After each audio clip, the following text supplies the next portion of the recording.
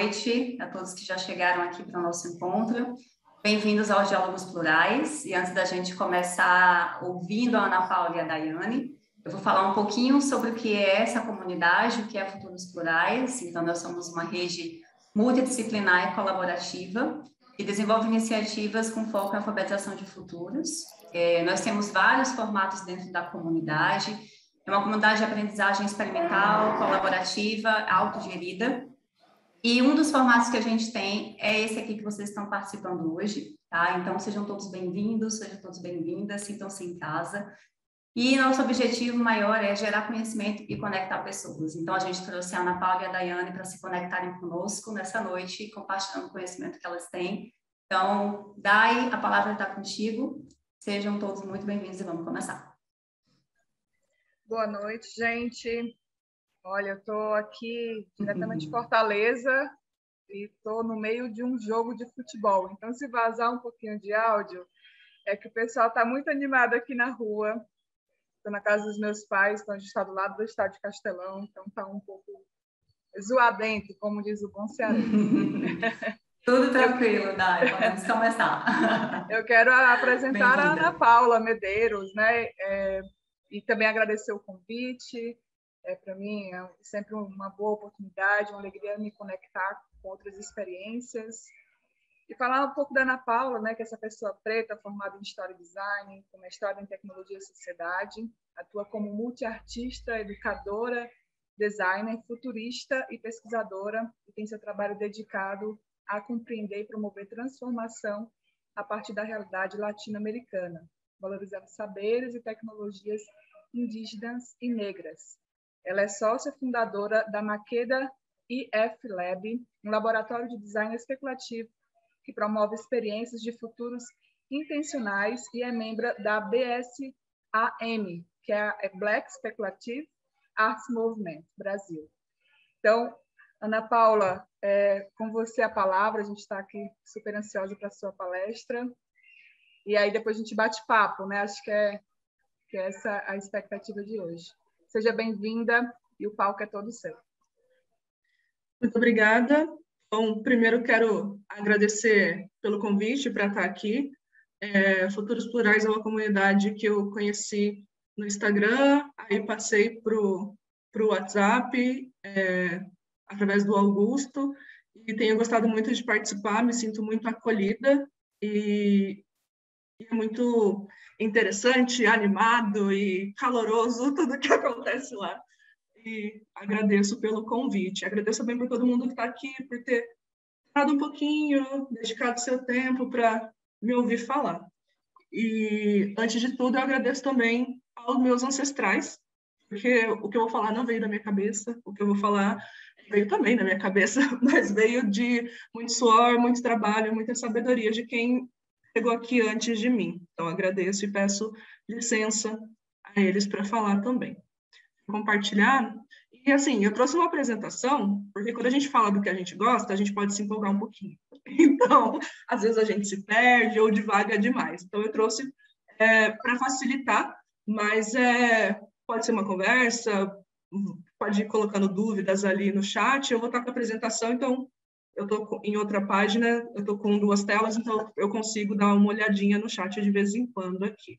Então, aqui começo trazendo uma imagem de uma artista afrofuturista de Curitiba, Big Girl, ela dança, break, e é artista visual, é a Karina, e ela trabalha muito, e para mim ela é muito a cara do afrofuturismo brasileiro, latino-americano, que traz essas experiências negras e indígenas nos seus encontros e diferenças.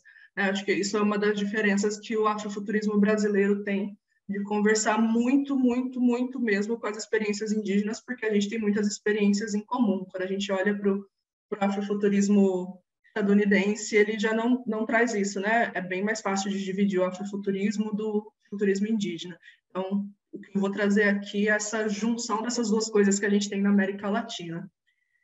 E para começar, eu vou contar uma história dos primeiros futuristas que a gente teve aqui na América Latina, que antes da colonização, a gente tinha uma população desses futuristas, estimada em 6 milhões de pessoas que falavam mais ou menos 1.300 línguas diferentes. Além desses, vieram mais 12,5 milhões para as Américas.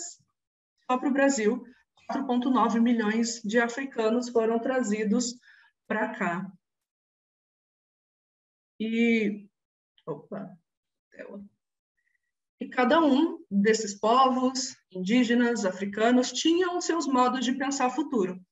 Fosse através de astronomia, de astrologia, de matemática, do que a gente chama hoje de lógica de programação, que está presente em diversos modos de leitura do futuro. Eles tinham a sua formas filosóficas, formas matemáticas de pensar e refletir, e tentar entender e planejar o futuro. Mas aí o apocalipse aconteceu. Essas populações chegaram alienígenas onde eles moravam, ou essas populações, e a gente chama esse apocalipse, ou invasão alienígena, de colonização. Então,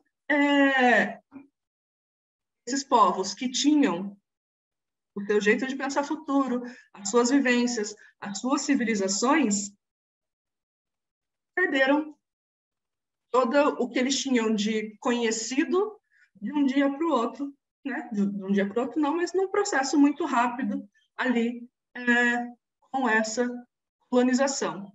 Perderam na forma de invisibilidade, porque eles continuam. A gente continua ainda, indígenas estão vivos, pessoas negras estão vivas, mas invisibilizados. Aí, disseram para eles que tudo que eles faziam sobre o futuro era errado. Por quê? Porque o futuro pertence a Deus, então eu não posso pensar sobre o futuro. Eu tenho que viver no presente. Porém, esses povos continuaram pensando sobre o futuro ainda assim. E muita gente fala, nossa, mas é exagero falar que aconteceu um apocalipse, que aconteceu uma invasão alienígena.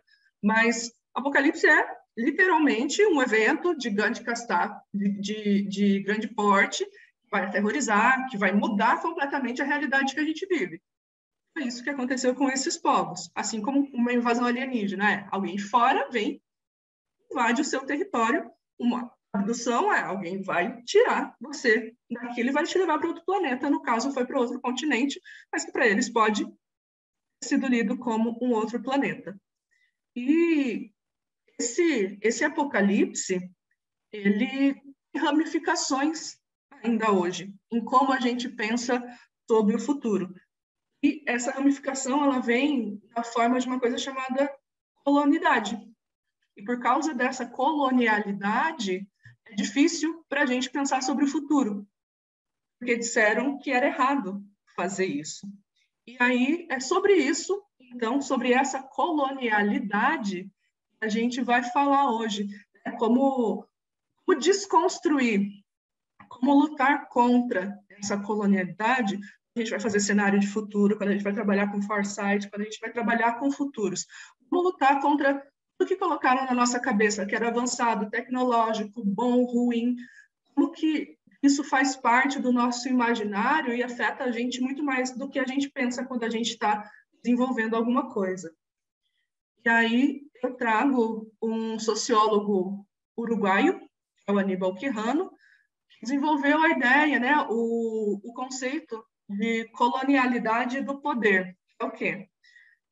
São bases que interferem em como a vida dos países que foram colonizados acontece. É bem importante a gente entender que existe uma diferença entre descolonização e decolonização. A descolonização foi aquele processo político, quando a gente começou a fazer as independências. Cada país foi fazendo a sua independência, e isso foi influenciando outros países a fazer também. A decolonização é muito mais profundo do que isso. É como o nosso dia a dia acontece, como as nossas políticas, o nosso pensamento, nossos arranjos sociais. Por quê? Essa colonialidade, ela divide a gente em raça para classificar e dominar. Disseram para a gente que a única possibilidade é o capitalismo. A nossa economia só pode ser assim. O nosso trabalho só pode acontecer numa dinâmica de exploração. A nossa política tem que ter um Estado-nação. como forma de controle coletivo. E o eurocentrismo vai controlar as nossas subjetividades e intersubjetividades. O que isso quer dizer? Que eu vou achar que é bonito, foi o que me falaram que é bonito. Eu vou achar que é evoluído, foi o que me falaram que é evoluído. Ah, mas eu tenho olho. Sim, mas esse olho foi treinado toda a vida. Entender uma coisa como bonita, outra como feia, uma como santa, outra como demoníaca. Então, e essa colonialidade, né, essas 3 bases aqui que perpassam por toda a sociedade, ela afeta o nosso exercício de futuro, os nossos foresights, a nossa criação de cenário. Por quê? A gente tem uma realidade binária, né? Tudo na vida é binário. É homem, é mulher, é certo, é errado. E aí a gente vai partindo, quando a gente vai pensando e refletindo, a gente tem 2 lados. A gente tem uma humanidade e um sub-humano. Né? São pessoas, tem gente que é humano, tem gente que não é tão humano assim. A gente tem o que é civilização e a gente tem as pessoas que não são civilizadas. O que geralmente, quando a gente ouve que alguém não é civilizado? É alguém que está completamente fora do modelo europeu de civilização cristã industrial. A gente tem, de um lado, um desenvolvimento e do outro, isso é primitivo. De um lado eu tenho tecnologia, do outro, não, isso é natureza. Isso influencia demais como a gente pensa. A gente sempre coloca tecnologia e natureza como coisas opostas, né? E a ideia de decolonizar a nossa visão é não entender mais como coisas opostas, mas coisas que caminham lado a lado. De um lado eu tenho o que é considerado sociedade, e o outro que são consideradas povos tribais. De um lado eu tenho religião, e do outro eu tenho são folclores. De um lado eu venho com o cristianismo, e do outro lá, seitas, não é uma religião. De um lado eu tenho normal, e do outro eu tenho todo o resto. Então, você é uma pessoa normal ou você é gay, negro, trans, mulher? De um lado eu tenho o que é considerado futuro, e de outro o que é ultrapassado. E ali, né, a ironia, porque esse futuro é considerado velho mundo, como se o que estava aqui já não existisse e foi chamado de novo mundo. E quantas vezes a gente repete isso ainda, né? As dinâmicas entre o novo mundo e o velho mundo. Esse velho mundo foi só o mundo que contou, que teve a narrativa. Gente, e esse novo mundo, não é novo, porque a gente já estava aqui há muito tempo, é o que ficou com as narrativas invisibilizadas ali. E a gente, que se encaixa aqui nesses outros, no não normal, a gente foi percebendo que essas visões de futuro, principalmente a ficção científica, começa lá com a ficção científica, a gente não estava representado lá. Né? Pessoas negras, mulheres, LGBT, indígenas, a gente estava completamente fora dessas visões de futuro. E aí a gente tem um movimento que começa a reclamar esse futuro para a gente. Cadê eu nesse futuro? E a gente tem um cantor chamado Sun Ra, que é um cantor afrofuturista estadunidense, que ele, não que o afrofuturismo não começa com Sun Ra, mas ele começa a se popularizar e a ganhar uma cara mais a cara que tem hoje com ele. Ele fala, ok, if they don't want us to live here, let's go to space, space is the place. Se eles não querem que a gente viva aqui, vamos para o espaço. O espaço é o nosso lugar. E começa a se desenhar uma ficção especulativa sobre como ocupar outros espaços, sobre como construir espaços seguros. E não mas pode ser também no futuro, sobre ocupar outros planetas, mas hoje é principalmente como construir espaços em que eu não me sinta um alienígena. Já que estão me considerando alienígena, então vamos construir o nosso próprio planeta. E aí, além do afrofuturismo, né, a gente tem... E aí vão ser várias narrativas de quando o afrofuturismo começa. Porque pessoas negras, africanas, sempre pensaram sobre o futuro. Né? Tanto que muitas das religiões são baseadas nisso. A gente tem um corpo que vive no presente, recebe um espírito do passado para pensar sobre o futuro. Então, esse pensamento de futuro e planejamento sempre esteve ali. Mas como movimento, o afrofuturismo ele vem se construindo no século XX e se fortalecendo na década de 70. E aí, então, a gente tem esse afrofuturismo que no Brasil ganha uma cara um pouco diferente, que além dessas narrativas especulativas negras, vai se juntar às narrativas especulativas indígenas. A gente tem o amazofuturismo, que é um dos futurismos indígenas, não é o único, mas que é o João Queiroz, né, que cunhou esse termo, amazofuturismo, porque foi o que ele se identificou mais, né? Ele conhecia o afrofuturismo, então ele como ilustrador começou a ver o dele não era afrofuturista, porque estava baseado mais em estéticas indígenas, e ele chama de amazofuturismo, mas não é a única. E a gente tem o Cyber-Agreste, que faz de narrativas a partir da cultura nordestina, né? Pensando ali muito no cyberpunk. E aí, a pergunta que quando eu falo, tá, vamos decolonizar o futuro, vamos pensar em como o afrofuturismo pode construir perspectivas de futuro, como que eu faço isso? Como que eu consigo, lá no meu projeto, no meu trabalho, fazer isso? E aí, o que eu trabalho, né?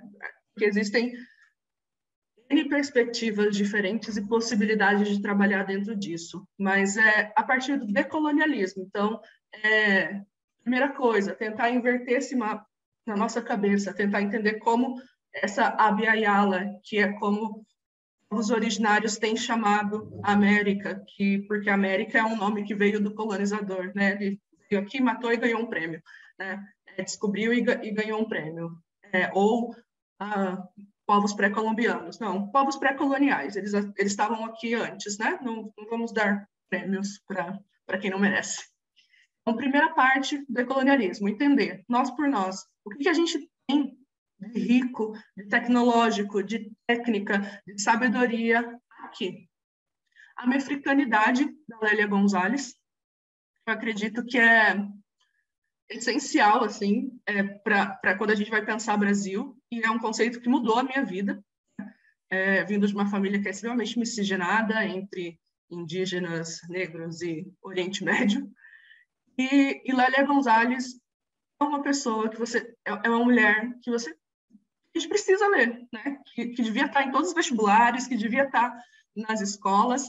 Ela cunha esse conceito de amefricanidade para propor reconhecer, então, e valorizar essas matrizes indígenas e africanas, junto, sim, porque é a nossa realidade, com as matrizes europeias que nós temos. E aí, sim, conseguir pensar em coisas que fazem mais sentido para a gente, na nossa organização social, na nossa estética, na nossa tecnologia, pensar em soluções que fazem sentido para os nossos problemas, porque a gente sempre olha ali para a Europa como um objetivo, né, a ser atingido, que faz zero sentido em 90% das vezes que a gente está olhando para problemas aqui. A Lélia Gonzalez, ela cunha esse termo de amefricanidade e que propõe que a gente reconheça, então, né, de invisibilizar, de esconder essas nossas raízes, e não falando só de passado, falando de presente, que são indígenas e africanas. O terceiro é a filosofia da ancestralidade, do Eduardo Davi de Oliveira. E um conceito que tem sido, que eu tenho discutido bastante, pensado bastante sobre ele, inclusive na última reunião do grupo de afrofuturismo que a gente estava discutindo bastante, né, sobre quando a gente pensa sobre ancestralidade, a gente pensa que é uma coisa que está lá no passado, ficou lá atrás. A gente está falando de ancestral, a gente está falando de alguém, só de alguém que viveu há 1000 anos, há 100 anos, há 50 anos, e não é. Né? O Eduardo Davi de Oliveira, ele fala, né, essa ancestralidade brasileira, ela não está relacionada só ao sangue. Eu não faço ideia de onde a minha família veio. Né? Eu tenho meu esposo, que é uma pessoa branca e que sabe a família dele dos lugares ali.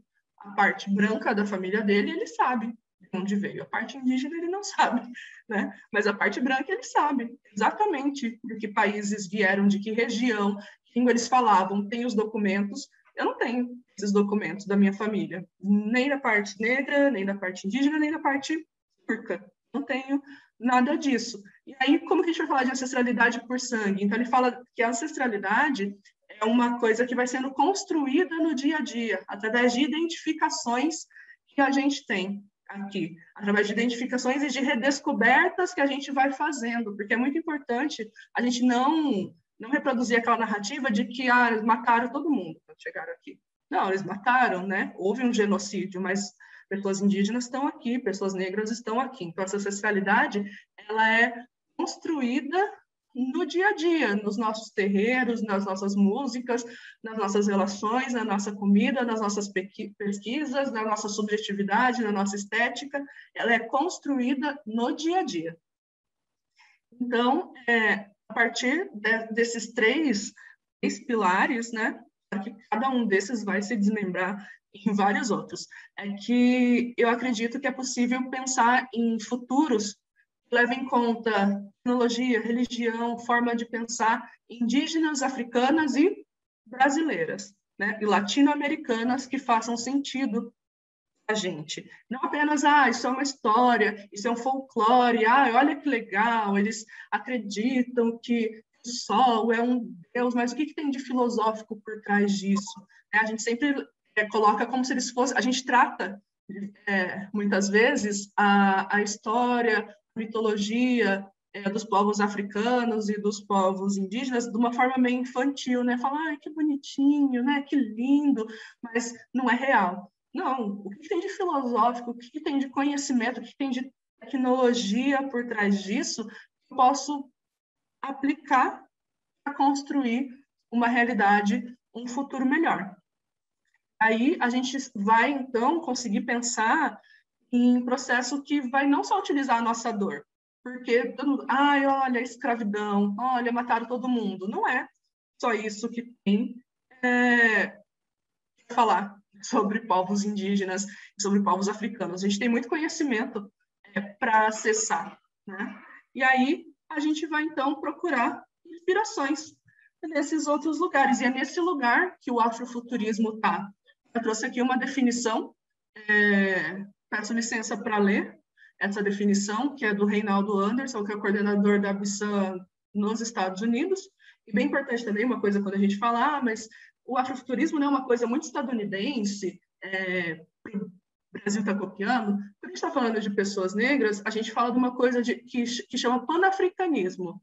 O que é? Eu vou considerar só que essa pessoa é uma pessoa estadunidense, eu tenho que levar em conta. Ela é estadunidense, eu sou brasileira, ele é mexicano, ela é do Uruguai, porém, a gente tem uma experiência em comum de sequestro, de exploração, de manutenção, né? Aqui nessa diáspora. Então, a gente tem muita coisa, muito mais coisas em comum para falar. E é por isso que, óbvio, que a gente entende, né, que existem dinâmicas de poder entre Brasil e Estados Unidos, mas que poder realmente pessoas negras estadunidenses têm para dominar o nosso pensamento, né? Estão ali na indústria cultural, mas é o capitalismo que explora, não elas. Então, o afrofuturismo, que é chamado 2.0, eu gosto de chamar só de afrofuturismo. É a tecnogênese da identidade negra do início do século XXI, refletindo contra-histórias, hackeando e ou apropriando-se da influência do software de rede, lógica de banco de dados, análise cultural, mixabilidade profunda, neurociências, aprimoramento, argumentação, fluidez de gênero, possibilidade pós-humana, a especulativa, com aplicações transdisciplinares, e se tornou um importante movimento técnico-cultural da diáspora pan-africana. O que isso quer dizer? O afrofuturismo pode acontecer em qualquer área. Em qualquer área. Ele não está só nas artes. Se fosse só nas artes, já era um movimento extremamente importante, mas ele cresceu e se expandiu. Por quê? Porque pessoas negras não são só artistas, né? A gente... E na cultura negra, nas diferentes culturas de povos africanos, a gente vai encontrando todas essas lógicas para trabalhar com programação, para trabalhar com remixabilidade, com neurociência, com biofuturo, com especulação. A gente vai encontrando tudo isso. E aí, é bem importante a gente pensar que a gente não quer, quando a gente fala de ancestralidade, só para reforçar, a gente não quer voltar para o passado e ser igual era. A gente não está falando assim, vamos voltar exatamente como os povos viviam em 1450, para daí sim vai dar tudo certo. Não, a gente está falando o que ficou para trás, ou o que ainda tem hoje. Quantos artistas indígenas eu conheço, ou não só conheço, mas eu consumo, eu aplico, eu levo a sério, quantos filósofos, historiadores, indígenas, negros, eu conheço e coloco nas minhas práticas profissionais, antropólogos e antropólogas. Quanto disso, quantos futuristas eu coloco nas minhas práticas. E aí, eu trouxe alguns exemplos do que o afrofuturismo vem discutindo hoje fora da arte. E diversos pesquisadores negros e negras têm pensado hoje e estudado.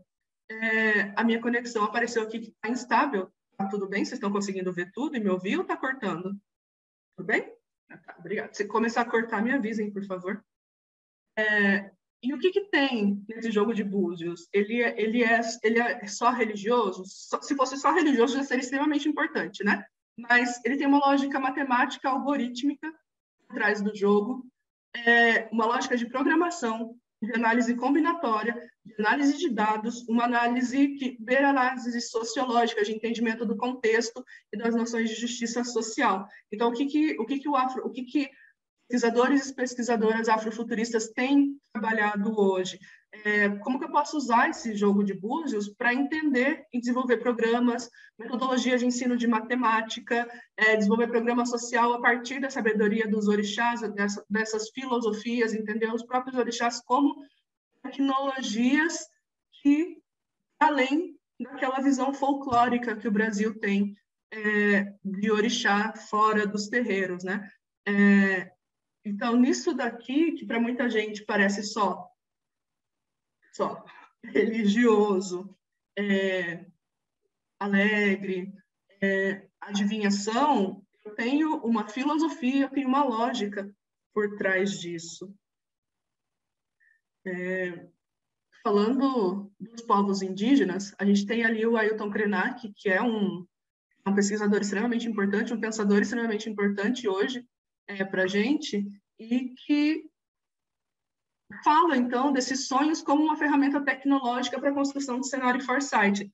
Uma coisa que é bem interessante é que ele fala de sair dessa coisa onírica e mística dos sonhos, que os povos, vários povos originários, como os próprios Krenaks, eles racionalizam o sonho para conseguir pensar em direcionamentos diários, o sonho como um caminho de aprendizagem, de autoconhecimento, com formas de prospecção para melhorar essas nossas interações com o mundo, com outras pessoas. Então, como que eu consigo racionalizar e usar o meu sonho, o sonho coletivo, num grupo, vou fazer um grupo focal, vou trabalhar com especialistas, como que eu uso o sonho dessas pessoas, o subconsciente dessas pessoas está falando, para construir um cenário de futuro, né? E isso a gente só vai saber fazendo e estudando tanto quanto a gente estuda aquelas outras metodologias de construção de cenário. E aí, eu trago essa ideia, então, do afrofuturismo e do futurismo indígena dentro dessas duas coisas. A especulação para conseguir sonhar. O Lonnie Brooks é um afrofuturista estadunidense também. Ele fala da importância da especulação para que pessoas que estão ali no ativismo consigam ter um respiro. Porque quem está lutando por causas indígenas, por causas contra o machismo, contra o racismo, contra a transfobia, contra qualquer tipo de preconceito e injustiça que a gente tem hoje, sabe o quanto é cansativo fazer isso, né? Aí, o afrofuturismo, o futurismo indígena, cria esse futuro para que a gente consiga ter um vislumbre. Olha, a minha luta pode chegar nisso daqui como resultado. Então, o afrofuturismo fala bastante disso, a importância dessa especulação como um alívio, como um bálsamo de cura.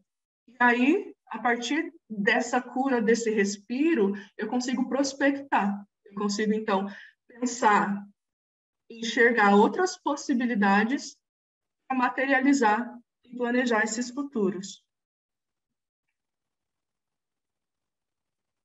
E por quê? Porque a gente vive fazendo coisa que não tem sentido. Eu trouxe essa notícia aqui do mês passado. Fala ali, Bolsonaro tenta se isentar por kit de robótica a escola sem água e culpa Congresso. O que acontece? A gente sabe, robótica é importante? Obviamente. Legal que pessoas tenham acesso? Obviamente. Porém, eu tenho que fazer com esses kits nessas escolas. A escola não tem água. Provavelmente, muitos alunos passam fome. Professores e professoras ganhando muito mal. Gente, né, quem é professor e professora de ensino básico, sabe? A gente não consegue dar conta do conteúdo. Essa nova proposta de ensino médio não faz sentido para o Brasil. E aí a gente tem kits ali de robótica. Por quê? Para quê? Para quem? Para falar que tem? Porque na Europa tem? Porque nos Estados Unidos tem? Porque no Japão tem? Então vamos ter. Não que a gente não possa ter, mas tem muitos passos antes de chegar nesse kit de robótica. Como que a gente vai aprender robótica? Será que alguém está considerando ali a lógica de programação dos búzios na hora de programar para trabalhar com essa robótica? Muito provavelmente não, né? A não ser que tenha algum professor ou professora que está ali resistindo e coloca esses conteúdos. Mas, hegemonicamente, a gente sabe que não. Por que também? A gente tem aqui algumas tecnologias que seriam extremamente importantes para pessoas negras. A gente tem primeiro aqui um monitor cardíaco. A gente sabe que por questões biológicas e sociais, pessoas negras estão muito mais suscetíveis a doenças cardíacas. Então, a minha família inteira tem pressão alta. Para um monitor cardíaco, seria ótimo, ótimo. Eu tenho asma, então um oxímetro é uma coisa que eu tenho que ter sempre. E seria muito legal se eles funcionassem em peles negras, porque eles não funcionam. E a gente trouxe um vídeo de um exemplo dessa saboneteira que é eletrônica e que não funciona em pele negra, porque a tecnologia não foi pensada para peles negras. A gente não é considerado consumidor. Logo, nos testes não tem gente preta, na equipe não tem gente preta. Eu vou passar o vídeo aqui. Nice. Okay, Noel, you try now. One to your honey. Two black. Two black. Yeah. So what I'll do? Come again, Sashi. Two black. What I'll do to get. What you have to do? This is how Richel's thing is. Yeah. I have to use that piece of white. It's a napkin and a shoulder get. So what's the difference? Bring napkin again. Napkin again. Right, put your hand out. What's it called in a hand? Man, black man getting fight. All over. Ok. Não funciona. Por quê? A tecnologia que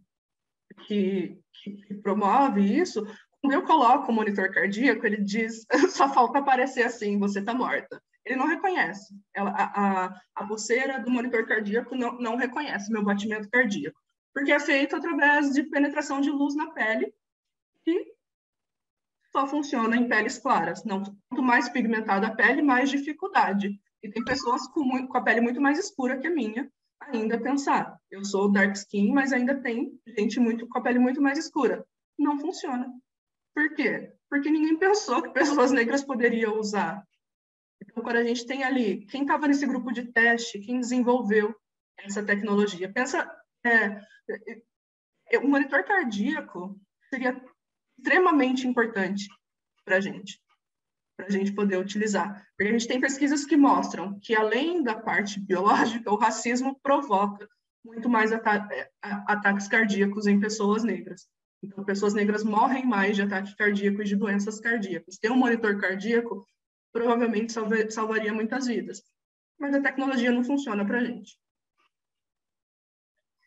E aí, daí que vem essa necessidade da gente pensar nessa presença de pessoas negras, indígenas, trans, porque o afrofuturismo ele tem um leque aberto de interseccionalidade, né? Pessoas negras não são todas hétero, não são todas cis, não são todas de uma mesma classe social, de uma mesma religião. Então, compreender essas outras ferramentas, metodologias, tecnologias de planejamento de futuro, como que eu consigo... E isso é estudando, buscando outras coisas, buscar em outros lugares que não são os lugares hegemônicos para estudar futuro. E não são as pessoas hegemônicas, não que tenha nada errado, a gente precisa conversar, mas tem muito mais atrás de tudo isso. E, inclusive, muitas metodologias e pensamentos que vieram de povos africanos, de povos indígenas, mas que a gente sempre dá como se fosse europeu. A especulação, então, como um antídoto para esse cansaço, porque é cansativo. Então, quando eu consigo especular, quando eu consigo pensar, ou no futuro, eu posso especular um futuro catastrófico, porque pelo menos é uma catarse que eu coloco ali, tudo que eu estou sentindo, ou um futuro um pouco melhor, um futuro mais desejável, para conseguir ter esperança, e aí fazer então essa prospecção, entendendo o tempo como cíclico. O que isso quer dizer? Não é só o hoje que me dá sinais do futuro, o passado me dá sinais do futuro. Eu tenho nessas sabedorias, nessas tecnologias, muita coisa interessante. Quantas vezes a gente olhou para saber o que estava acontecendo de tecnologia, a gente pensou em olhar para um país africano. Pouquíssimas pessoas fazem isso. O que está acontecendo de saúde, o que está acontecendo em educação, quando a gente vai pensar em quero fazer o intercâmbio. Quantas vezes a gente pensa, vou estudar tecnologia, quero ir para um país africano? A gente dificilmente pensa, porque a gente pensa esse lugar como passado. Mas ainda assim, se existe uma tradição mais forte lá de convivência com o passado, é extremamente interessante para quem é futurista, porque o passado dá diversos sinais para a gente. E a partir daí eu acredito que sim, a gente pode criar esses futuros que são ancestrais, respeitam, né, esse tempo que não é cíclico, mas onde passado, presente e futuro convivem, e futuros que são regenerados, que são curados, né, que futuros no presente, porque um futuro só não dá conta, né? Um cenário não dá conta de todo mundo. Mas eu acredito que a gente levando em conta tudo isso, a gente consiga, então, futuros que fazem mais sentido. Eu trouxe aqui algumas iniciativas que a gente tem são questão de Brasil, mas eu tenho muitos artistas, pensadores latino-americanos dentro desses projetos, dentro da teoria. Então, eu acho difícil falar só em afrofuturismo brasileiro nesse contexto, né, que a gente foi apresentando aqui, porque tem muita gente de fora fazendo também. Claro que também tem as nossas diferenças, né? Povos indígenas daqui não são os mesmos do Chile, os povos africanos vieram para partes diferentes, mas aqui são iniciativas brasileiras que envolvem também outros grupos latino-americanos. Então, tem o Afro 21 Futurismos, que é um projeto voltado para a formação e aprendizagem de saberes artísticos, né, em diferentes segmentos de cultura, design, arte, e é ministrado por pessoas negras, pretas e pardas para pessoas negras e pardas. Então, ele vai partir ali da transmissão de conhecimento, da circulação de conhecimento, principalmente dentro das periferias.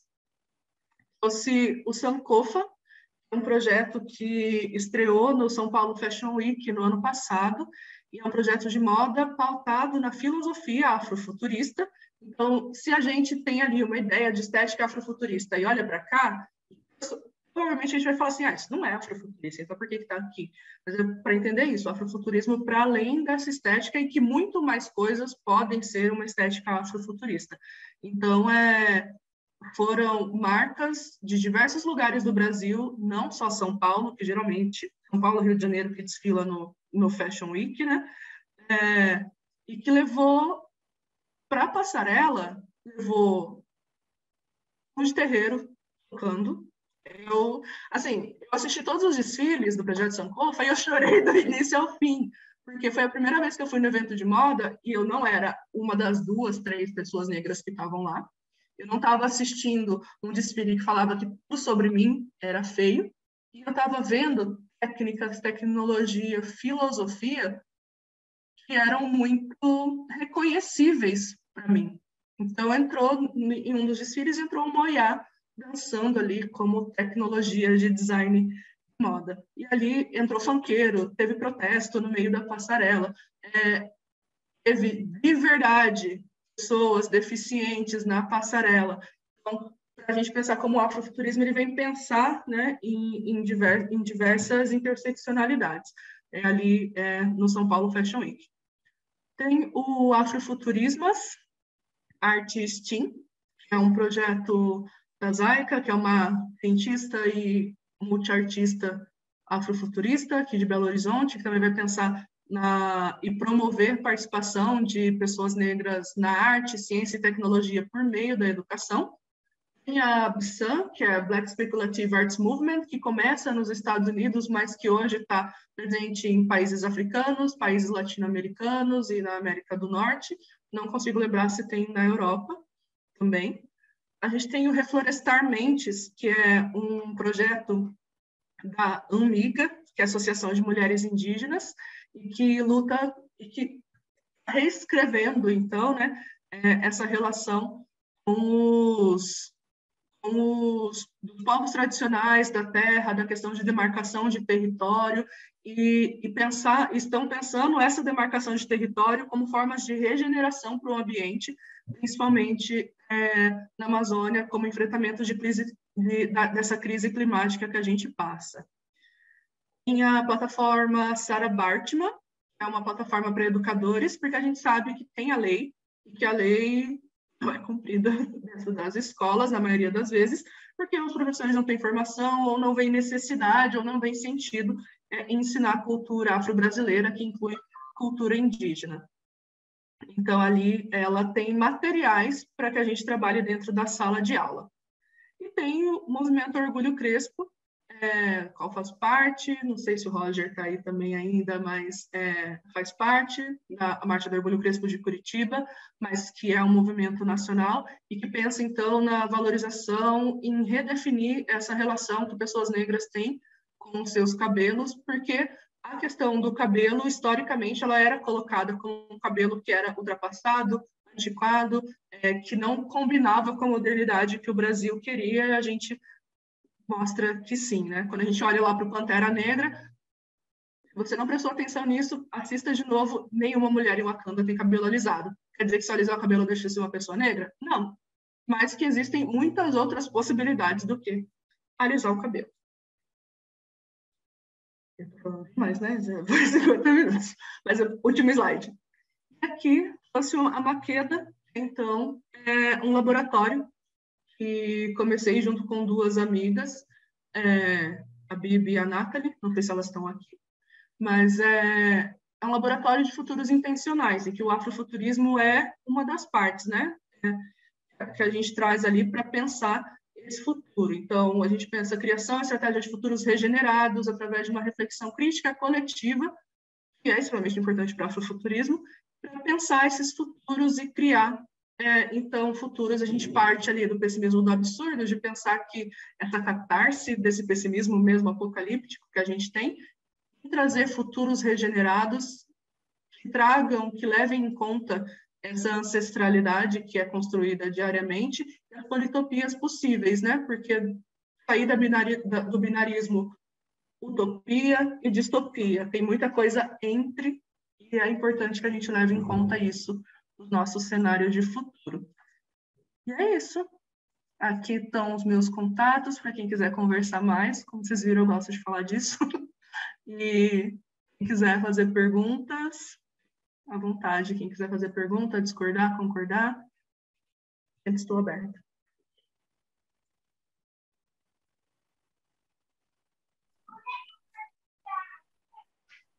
Pessoal, quem quiser fazer perguntas, por gentileza, pode levantar a mão, tá? E a gente vai organizando a fila aqui. Obrigado. Muito bacana. Eu fui acompanhando aqui toda a fala,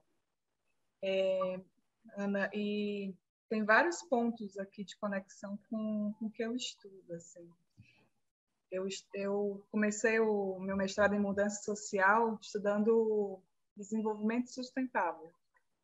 E hoje eu estou chegando no lugar de conhecer a teoria do decrescimento.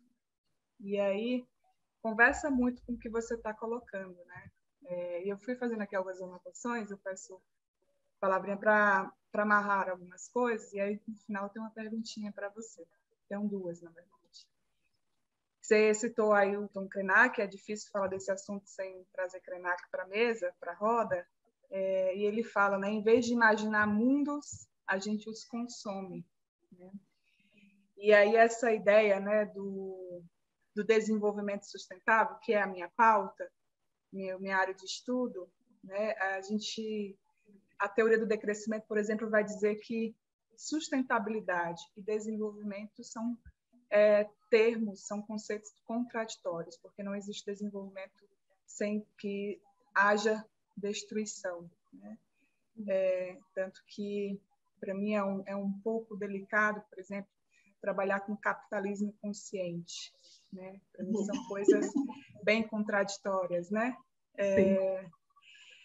E aí, nesse sentido, eu trago também para essa ciranda, aproveito para citar um outro cara preto que eu sou muito fã, que ele é atleta, que é o Diogo Silva, foi atleta de taekwondo, campeão brasileiro, talvez a maioria aqui nunca tenha ouvido falar dele, né? Mas ele, inclusive, tem um trabalho social bem relevante também com crianças. Ele fala num projeto, num texto na Folha de São Paulo, um texto que o tema é o que é racismo, isso em 2020. E ele fala o seguinte: nós, afro-brasileiros, precisamos parar de tentar ser aceitos e criar a nossa própria educação afrocentrada, contando nossas histórias, valorizando nossa cultura, nossos heróis, criando partidos políticos e desenvolvendo nossas realidades criativas. Eu acho que isso sintetiza muito o que você trouxe aí na sua fala. E aí eu emendo na pergunta, quais seriam os caminhos práticos para a gente fortalecer esse afrofuturismo no Brasil? Você pincelou várias coisas, mas de maneira prática, como que a gente sai daqui fortalecendo o afrofuturismo? Eu acredito que é uma resposta a ser construída, mas falando do que eu venho tentando. Então, eu tenho focado muito em mostrar, né, desde o mestrado, né, estudando ali, eu fiz mestrado em tecnologia, mas eu tive a sorte, o privilégio de fazer um mestrado que valoriza a literatura latino-americana, brasileira. Então, na faculdade de História, na faculdade de Design, eu li pouquíssimos autores e autoras brasileiras, a não ser quando fosse falar a história do Brasil, o resto não, mas no mestrado eu tive a sorte disso. Então, eu acredito que começa aí, né? Dentro de projetos, dentro de universidades, a gente começar a olhar, e eu sempre falo, vamos fazer um exercício no pescoço, né? Olha para o lado. Com quantas pessoas negras eu trabalho? Com quantas pessoas indígenas? Quantas pessoas trans eu trabalho? Eu posso construir um futuro sem que tenha isso? Sem que essas pessoas estejam? Ou eu estou só fazendo, achando que eu estou arrasando, eu estou fazendo mais monitor cardíaco que não funciona numa boa parte da população?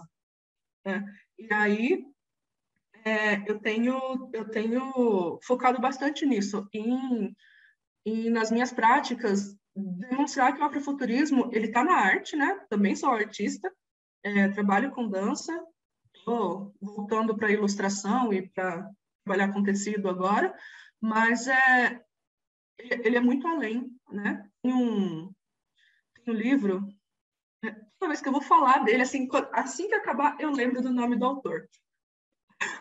Mas tem um livro que fala sobre a tecnologia africana na formação brasileira, e que vai mostrando para a gente, né? Não teve povos que foram especificamente escolhidos para ser escravizados por causa do seu conhecimento técnico e tecnológico, que foram trazidos para cá.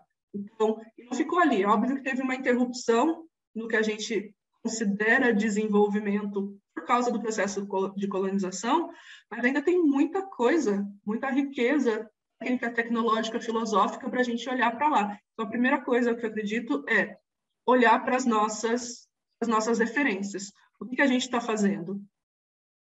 o que a gente está fazendo, o que a gente está usando, né? O que a gente está chamando para dar palestra, quem que a gente está contratando, os nossos projetos, o que está acontecendo. Acho que o exercício do pescoço é essencial para a gente fazer. E se colocar nesse lugar mesmo, de conhecer, estudar mesmo, né? Autores e autoras afrofuturistas. Não necessariamente um autor, uma autora que hoje, que a gente usa no afrofuturismo, vai falar assim: oi, eu sou afrofuturista. Por quê? Porque é um movimento que no Brasil chegou recentemente, que a gente teve conhecimento dele. Então, ali, tem tantas leituras que conversam com isso, né? Lélia Gonzalez, por exemplo, outros negros, mas não só brasileiros, Franz Fanon, que vão falar, que vão entender como essa questão de negritude aconteceu aqui.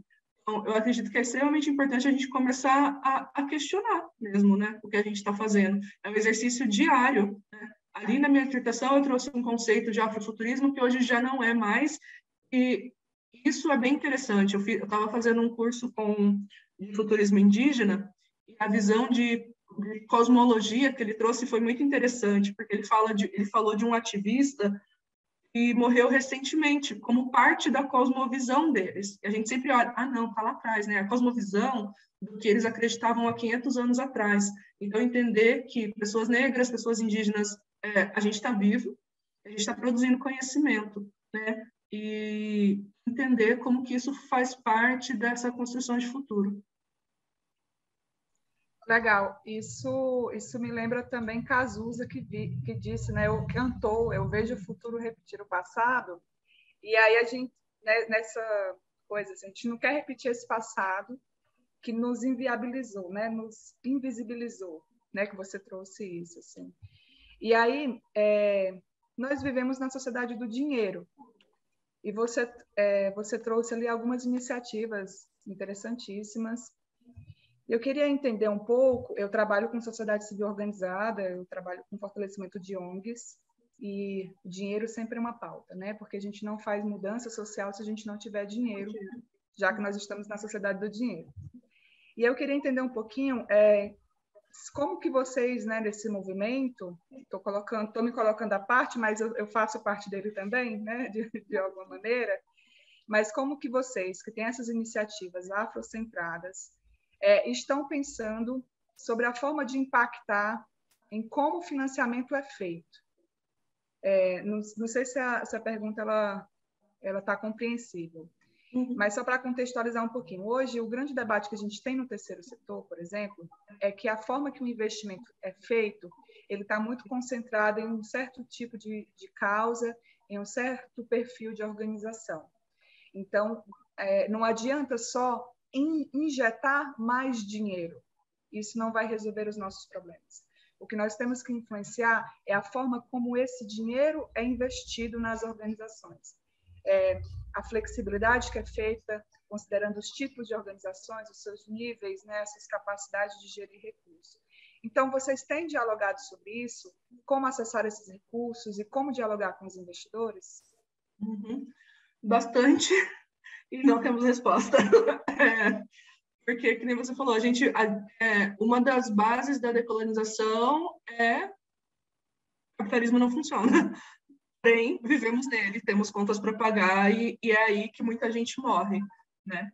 Mas E aí assim como tem pessoas negras diversas, tem iniciativas diversas. Então, tem muita gente trabalhando hoje a questão dos NFTs, e das criptomoedas, ou em economia circular, economia criativa. Então, vamos tentar não precisar desse financiamento. Não, vamos tentar esse financiamento. Mas tudo passa, eu acredito, por um processo de letramento racial, de alfabetização de futuros, para fazer também com que essas organizações que têm o dinheiro entendam que vale a pena investir para a gente. E, às vezes, ali, né, subverter mesmo isso, entender, olha, a gente é 54% da população brasileira, a gente gasta dinheiro, né?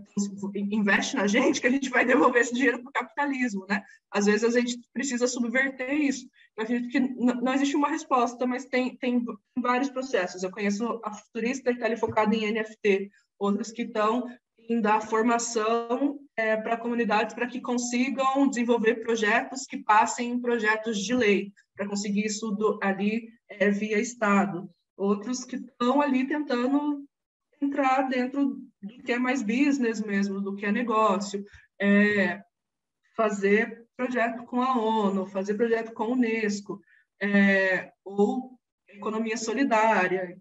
São de várias formas, mas com certeza é um dos pontos centrais que a gente tem pensado, mas que a gente está pensando em 500 anos, né, em como a gente pode resolver isso, que é complicado. E como não ter, assim como a maioria da população negra tem, 300 coisas diferentes para conseguir pagar as contas, quando consegue. Obrigada, Ana. O Vinícius levantou a mão. Pode falar, Vinícius. Oi, todo mundo me ouve? Uhum. Oi, prazer estar aqui. Obrigado muito por todo esse material que você trouxe. Tenho duas perguntas, talvez. Eu vou ligar a câmera aqui, que talvez assim você consiga ver melhor. Acho que é possível. Tá. O que acontece? Você trouxe algumas referências muito legais. E eu sempre fui curioso, mas eu nunca consegui ter uma listagem, né, de alguma dessas técnicas. Claro que eu entendo que isso tudo é para o mestrado e tudo mais, mas como é possível eu, de uma forma mais aberta, conseguir ter acesso a esses materiais? Porque muitas vezes alguém tem curiosidade e quer entrar num mestrado ou fazer um curso grande para matar a curiosidade, talvez até gostar do assunto. Essa é uma delas. E a segunda, né, que você estava comentando sobre essas questões das economias e tudo mais, como está sendo a relação com empresas? As empresas estão curiosas sobre isso? Eu vejo muito a questão da diversidade e inclusão, mas essa questão do afrofuturismo, acredito eu que ande um pouquinho junto, né? Uhum. Mas eu não sei como está essa aceitação, equilíbrio, né? Então, em questão das referências,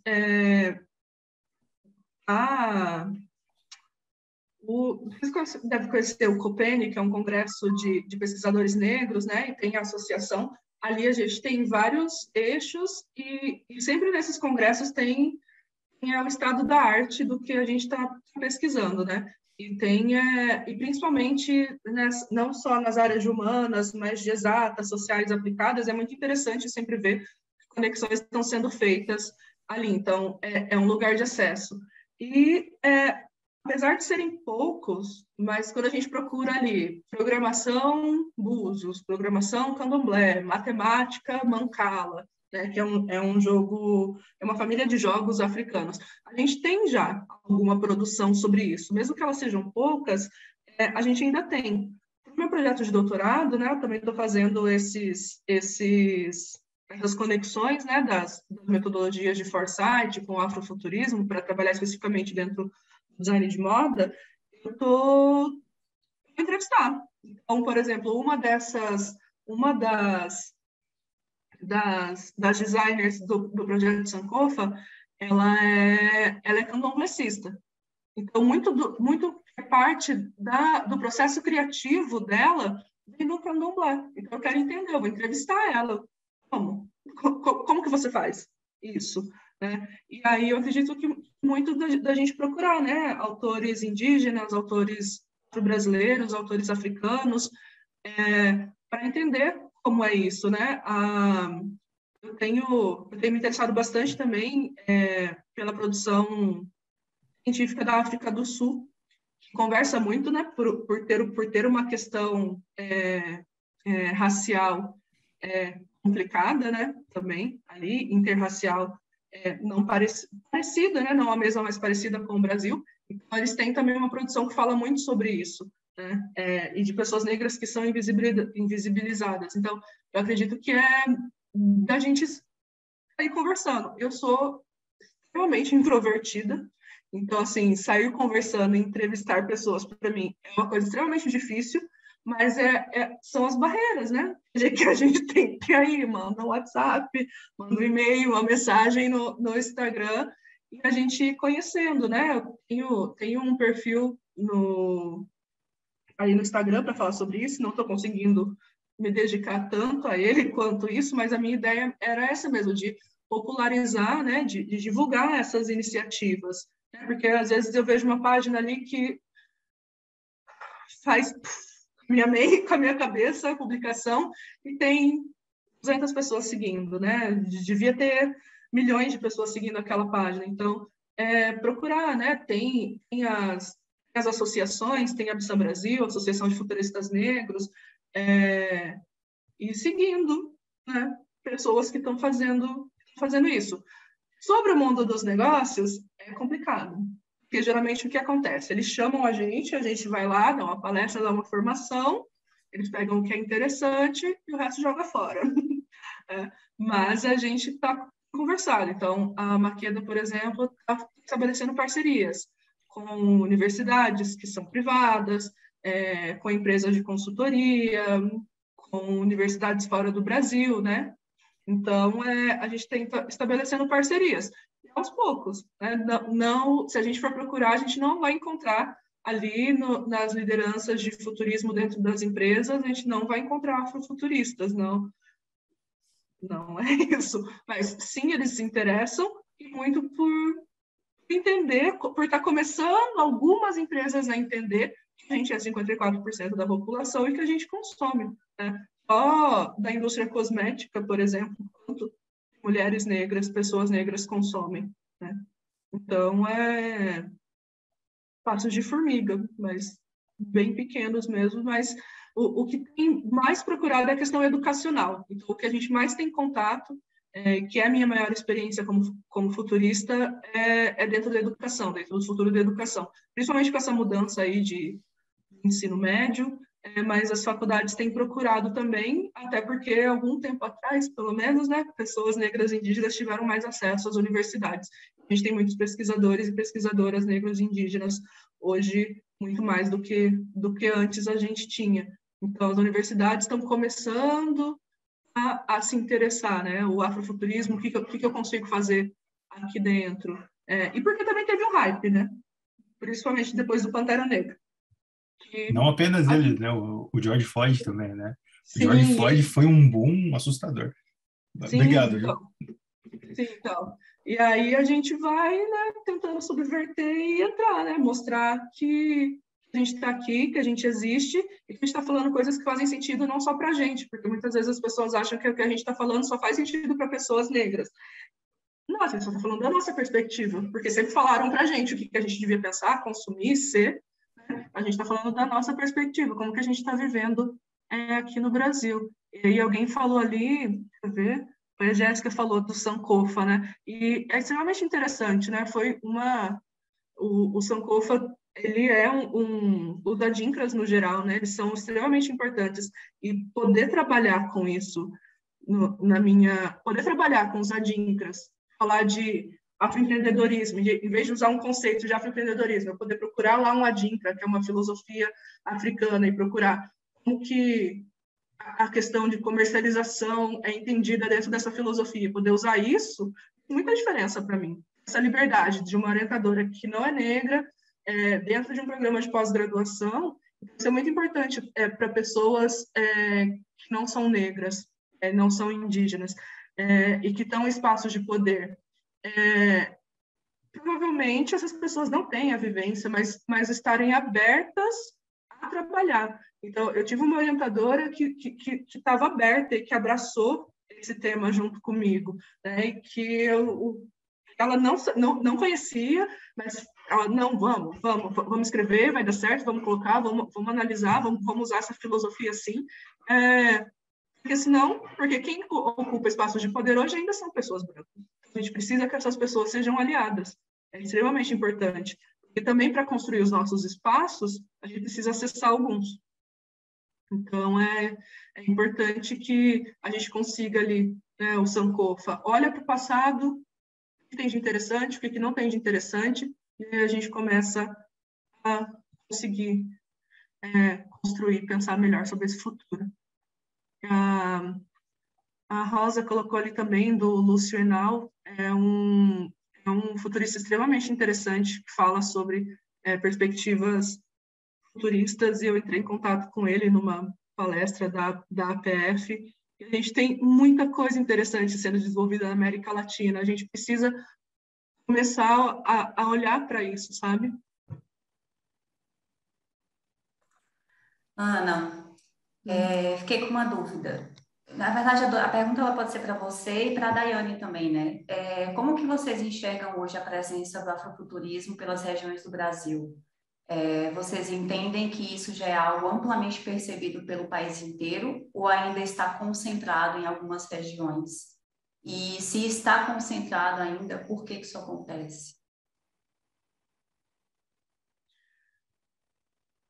Particularmente, eu conheço em todas as regiões, mas é óbvio que o Sudeste ainda tem uma concentração de visibilidade, né? Eu estava no Sul, hoje estou no Sudeste, né? Estava em Curitiba, hoje moro em Belo Horizonte, e as possibilidades aqui para eu conseguir submeter projetos são muito maiores, mesmo que sejam de questão federal, do que lá em Curitiba. Não é uma cidade tão escondida e sem visibilidade assim, né? Mas o que eu vejo maior produção, mesmo de verdade, é nordestina, porque ainda não tem a visibilidade que deveria ter, né? Tanto de produção literária, de artistas visuais, de dança, companhias inteiras de dança que se dedicam ao estudo de afrofuturismo, pesquisadores e pesquisadoras. Alguém lembrou ali, o Henrique Cunha Júnior, que fala sobre tecnologias africanas na formação brasileira. E é um e-book curtinho, assim, bem fácil de achar, chama Tecnologias Africanas na Formação Brasileira, Henrique Cunha Júnior. Eu acredito que, como sempre, o Sudeste tem uma visibilidade muito maior. Uma das coisas que o afrofuturismo no Brasil tem tentado fazer é isso. Então, ali o projeto Sankofa, por exemplo, pegar designer lá de Goiás, não só no Nordeste, designer preto, a gente pensa Bahia, pegou dali também, mas foi pegando gente de vários lugares para poder tirar, né? Porque São Paulo Fashion Week, quando a gente fala de São Paulo, geralmente, São Paulo e Rio de Janeiro. Então, fosse para aquela passarela ali, gente do Brasil inteiro. A questão é essa, descentralizar mesmo, né? A gente fala tanto de descentralizar e Web 3.0 é a descentralização, mas a gente está nesse processo aí de descentralizar mesmo. É um processo. Opa, na sequência, a gente tem a Mariana. Mari. Oi, estão ouvindo? Estamos sim. Tudo bem, gente? Obrigada pela partilha. E rapidinho a pergunta também um pouco nessa linha. Se vocês conhecem aproximações com o afrofuturismo com o movimento de pequena infância também, porque eu acho muito interessante, bem, tudo que vocês trouxeram, é muito o livro a ser escrito, né?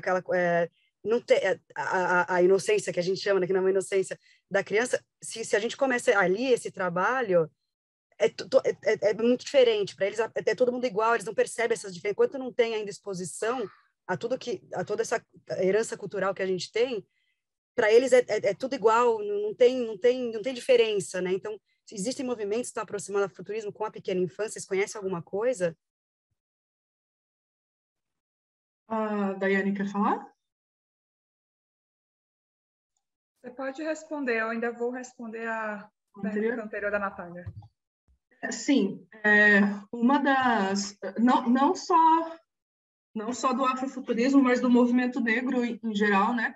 Trabalhar com a educação, com a cura racial. Então, a gente tem autoras como a Lucimar Dias, por exemplo, que é bem dedicada à pesquisa da educação racial na infância.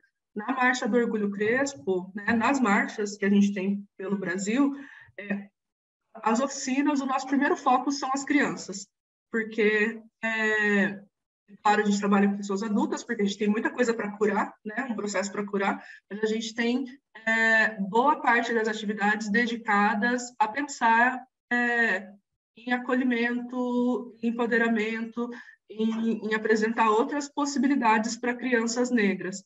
Então, o afrofuturismo ele vai pensar muito nisso, sim, né? Até porque a gente tem ali uma das binaridades, né, que a gente vê é que há o velho, o novo, e cada um tem a sua fase, é óbvio que tem, né, e conhecimentos. As crianças ensinam muito também, né, e a gente tem literatura afrofuturista para crianças também, dedicada, inclusive, para crianças, atividades. Eu não trabalhei com crianças, trabalhei com adolescentes, mas dá muito certo trabalhar afrofuturismo com adolescentes. Trabalhei com ONG, com crianças, trabalhei com ONG em crianças, mas elas não eram tão novinhas, elas tinham entre 9 e 13 anos de idade. E é muito interessante, sim, porque é uma perspectiva que elas não estão acostumadas a olhar para um super-herói e ver alguém que se parece com elas, né? A pensar que aquilo que está em volta delas ali também pode fazer sentido de várias formas. Então, é uma preocupação do afrofuturismo, sim. Eu gosto muito dessas perguntas que envolvem as diferentes regiões do Brasil, porque eu nasci e me criei no Ceará. Eu tenho costumado dizer que eu vim me descobrir como uma mulher negra aos 28 anos. E o pior, que foi com alemães, né? Então, eu acho que é um debate super necessário, né? É um debate que, de repente, em 1h30, a gente não consegue entrar nas profundezas que são necessárias, né? E a gente não consegue também enxergar as muitas camadas que esse tema envolve.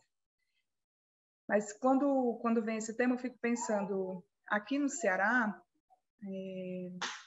tem gente que nem sabe que é preta ainda, né? Então, tem muito trabalho a ser feito, né? Então, a gente não tocou aqui no assunto do colorismo, por exemplo, né? Que deve atravessar de uma maneira muito forte a pauta do afrofuturismo. Então, assim, eu fico me perguntando de que afrofuturismo a gente está falando, né? E do recorte regional. Quem que a gente está trazendo para essa construção do afrofuturismo brasileiro? Já que você falou, né, Ana, que não se dá para falar ainda do afrofuturismo brasileiro, mas sim do latino-americano, né? De uma maneira mais concreta. Então, eu também não tenho respostas, fui provocada e eu estou trazendo essa provocação, então acho que muito mais do que a gente definir esses termos, né, tentar construir esses conceitos, mas é entender que nós estamos falando de Brasis, né? Então, eu conheço pessoas, por exemplo, que têm totalmente aversão a se definir enquanto pessoa indígena. E ela tem todo o fenótipo de pessoa indígena, né? O que a leva a se negar enquanto essa pessoa indígena? Eu tenho amigas, e não são poucas, que elas não sabem como se reconhecer como essa pessoa negra. Então, elas jamais vão se colocar num movimento como esse, né?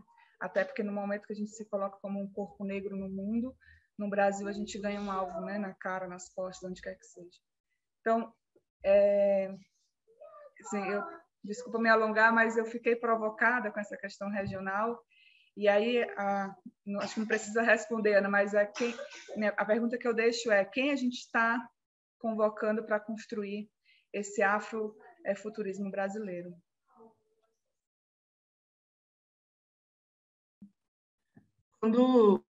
Esses dias, inclusive, eu estava olhando ali no grupo de WhatsApp da Absan, e eu acredito que, por cima, assim, olhando, sou de humanas, né?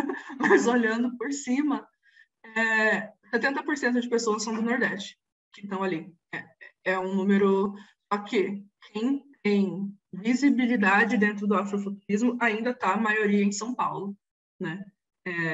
Claro, a gente tem lá uma concentração populacional muito grande em São Paulo, mas, assim, a produção Norte e Nordeste, a gente tem bastante gente do Norte também, né?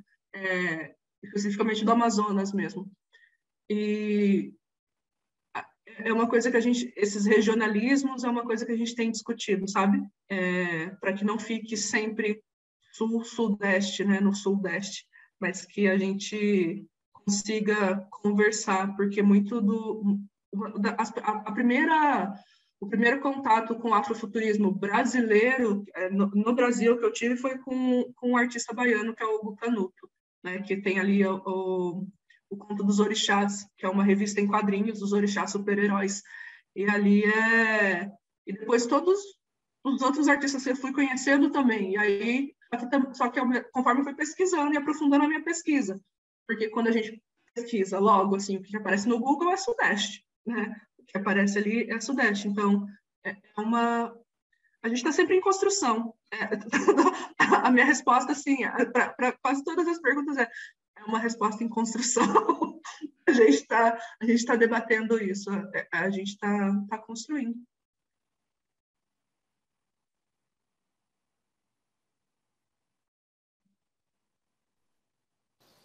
Opa, vamos com a Thay aqui para... Pessoal, alguém tem mais alguma pergunta que gostaria de trazer mais uma voz aqui?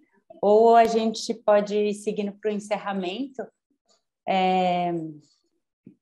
Ana Paula, eu queria, se você puder contar um pouquinho, eu sei que você tem um grupo de estudos de afrofuturismo, não sei se ele é aberto, quem quiser participar, como que a gente pode se inteirar mais e continuar aprendendo, estudando juntos? É um grupo aberto, sem custo. A gente divulga as datas da reunião. Quem não está no grupo, a gente coloca sempre lá na página, no Futurismos Decoloniais, e daí a gente tem o nosso grupo do WhatsApp. E aí a gente começou agora, teve 3 reuniões, né? E a gente está nisso, de entender essa diversidade e complexidade que é o afrofuturismo, né? Tem gente de todas as áreas, brancas e pretas, ali tentando entender, seja por um viés mais artístico, seja por um viés mais de foresight, seja por um viés literário, mas a gente está ali tentando entender e é aberto para quem quiser participar. Só não coloco o link das reuniões direto lá, né, porque no início da pandemia, grupos assim sofreram muitos ataques racistas. Então, sempre deixo para fazer o link bem em cima da hora e mando lá no grupo. Para quem quiser participar, só me mandar uma mensagem que eu já mando o link do grupo para juntar a gente. Quanto mais gente, melhor. Eu anotei algumas das referências que você trouxe, mas queria depois também pegar com você, se você puder passar mais algumas. A gente monta um material para quem participou da palestra e manda o Instagram, manda os autores, né, as referências todas. Marcos, quer falar? Chega, Marcos. Olá, vocês me ouvem? Sim. Uhum. Beleza, massa. Minha conexão não está tão boa e está me enrolado aqui, por isso está com a câmera desligada, mas vamos lá, né? Muito bacana, Ana, Daiane, enfim, todo mundo que está interagindo aí. E dentro desse momento nosso aqui de, né, organizar isso e poder comunicar e trazer as pessoas, chamar as pessoas, na realidade, né, para esse papo, acabou que, assim, a gente percebeu um pouco que houve um certo alcance, né, da divulgação, mas o engajamento foi baixo, né, percentualmente falando, assim, de alguns números que eu dei uma olhada, era alguma coisa em torno de 5% de pessoas que, de fato, se inscreveram, né, e aí, se a gente for ver dos que participam agora, né, que a gente bateu aí entre 20 e poucas pessoas, é muito pouco. Aí eu fiquei, assim, foi até um papo que rolou entre a gente ali que está organizando isso, assim, de o que será isso, né? Será que isso tem, obviamente, né, parece até bobo, né, perguntar isso, tem a questão do racismo estrutural e tudo mais, mas, ao mesmo tempo, eu não sei se é uma bolha, né, que a gente está participando, assim, no sentido de ter uma consciência de, diversidade, independente de qual seja o recorte, é importante, né? ainda que seja assim num viés totalmente utilitário, capitalista, pô, eu vou ganhar dinheiro com isso, que seja, né? Mas ainda assim o engajamento é baixo. Por que será isso, né? Alguém tem essa leitura, ou de alguma forma, ou impressões que sejam? Tenho várias hipóteses, hipóteses, coisas que a gente vem discutindo bastante tempo.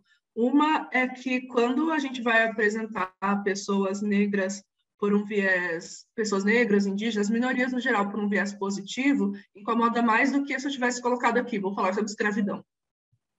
As pessoas, elas estão preparadas para ver o sofrimento, a dor e o que aconteceu de ruim, mas não tanto para falar, olha, tem muita coisa legal para olhar. A segunda coisa é uma outra que eu demorei muito tempo ou para admitir que acontece porque é doloroso ou para perceber. Eu dava aula em uma rede grande internacional. E antes de eu começar a dar aula, assim que eu fui contratada, começaram a chegar preocupações dos pais de que eu militaria dentro da sala por ser uma pessoa negra, por ser a única professora negra. Eu não tinha começado a dar aula ainda. eu não tinha começado a dar aula ainda, eu não tinha começado a trabalhar. Quando a gente fala de afrofuturismo, as pessoas acham que é sempre uma coisa muito específica. E falando da experiência de falar com a APF, por exemplo, o norte global, e aí a gente pode traduzir para o Brasil branquitude, ainda tem muito essa visão de aqui é o normal e o resto é muito específico. Então, afrofuturismo vai ser muito específico. Eu não trabalho com isso, não é uma coisa que me interessa, não é uma coisa que eu consigo me identificar, então até preciso saber um pouco, mas nunca vou conseguir usar isso na minha vida. Então, as pessoas vêm com uma coisa muito específica por ainda entender pessoas negras e pessoas indígenas como outro. Não é o meu consumidor, não é o meu público-alvo, não sou eu, então não é uma coisa que me interessa.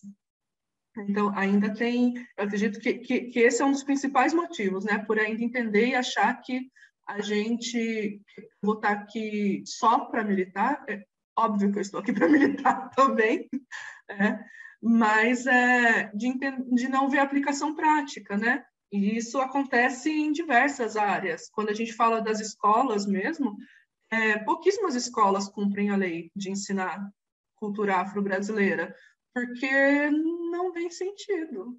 Não tem nenhum aluno negro na escola, então a gente não precisa falar sobre isso. Não tive na minha faculdade, então não preciso ir. E é aquela questão dessa narrativa perigosa, que é da não existência, porque a gente tem uma invisibilização, mas a gente existe, né? A gente existe. A gente tem pesquisadores e pesquisadoras negros, poucos, em relação à quantidade de pessoas brancas que tem na academia, sim, mas a gente tem produção. Mas o que a gente sempre ouve? Não tem. Não tem esse profissional, não tem esse pesquisador, não tem esse aluno, não tem esse cliente, não está dentro do público-alvo. Matou todo mundo, todos os indígenas foram extintos do Brasil, então não preciso pensar em políticas públicas para a inserção dessas pessoas na sociedade. Então, essa invisibilização e essa pauta e essa questão da diversidade como uma prática e não como uma cultura, né? Eu tenho 2 pessoas negras que trabalham na minha equipe. Já sou afrofuturista, então já sei tudo que eu sei para saber, porque eu já ouvi elas falando uma vez, elas falam por todas as pessoas negras do mundo. Isso acontece muito também, né? De ser usado como token. Então, eu já ouvi falar uma vez, não preciso ouvir falar de novo sobre isso. É isso, não sei se eu respondi.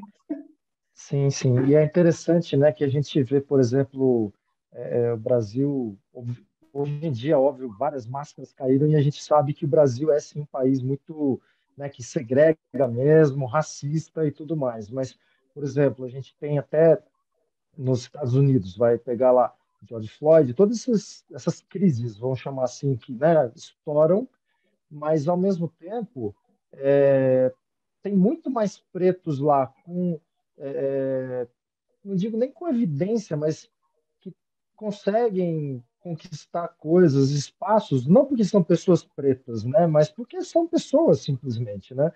E aqui no Brasil, Opa, travou. Travou só para mim ou travou para todo mundo? Não, acho que tá com um probleminha lá, o Marcão.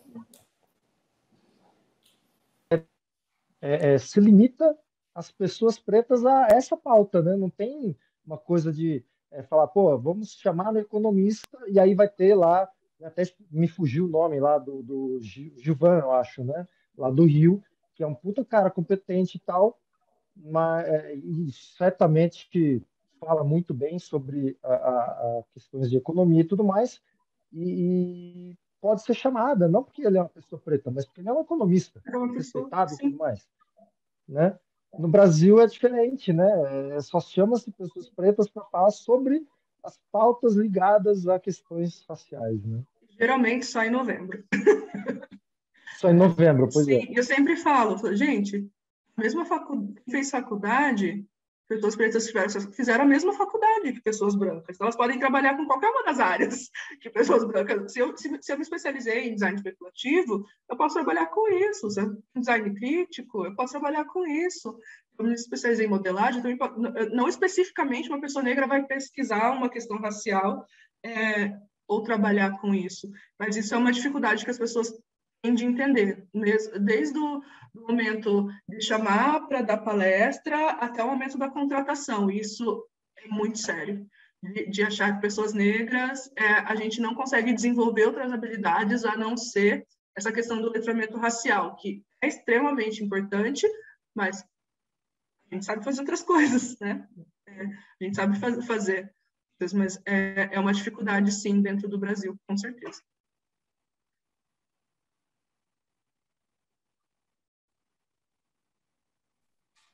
Vinícius, está com a mão levantada? Isso. Vou deixar o Cris falar, porque eu já falei uma vez, eu vou falar 2 vezes. Deixa ele falar primeiro.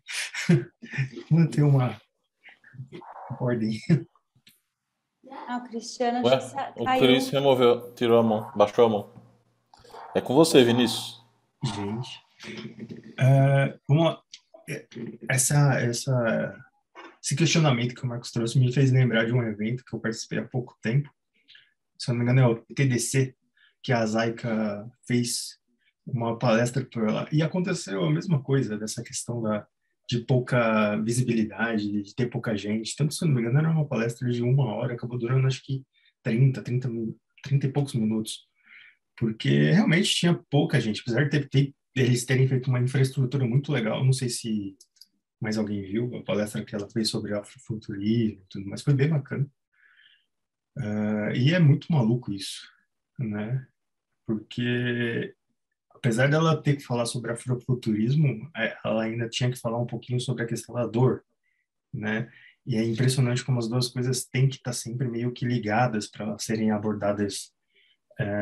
Eu acho isso muito incômodo para mim, né? Eu sou pardo, né? Então, eu sempre acho isso um pouco chato, né? De ter que ficar vendo isso constantemente, que nem você falou, Ana. A gente sempre vai ouvir algumas pautas e algumas delas são repetitivas e por isso que aí algumas empresas ou algumas pessoas acabam fazendo uma seleção de momentos de quando ouvir ou de quando não e assim vai. Então, aí entra justamente essas coisas, né? De como a gente quebrar esse estigma, de como a gente tirar essa percepção de que, tipo, porra, a gente só sofre, né? Que nem você falou, tudo é uma questão de oportunidade, num resumo, né?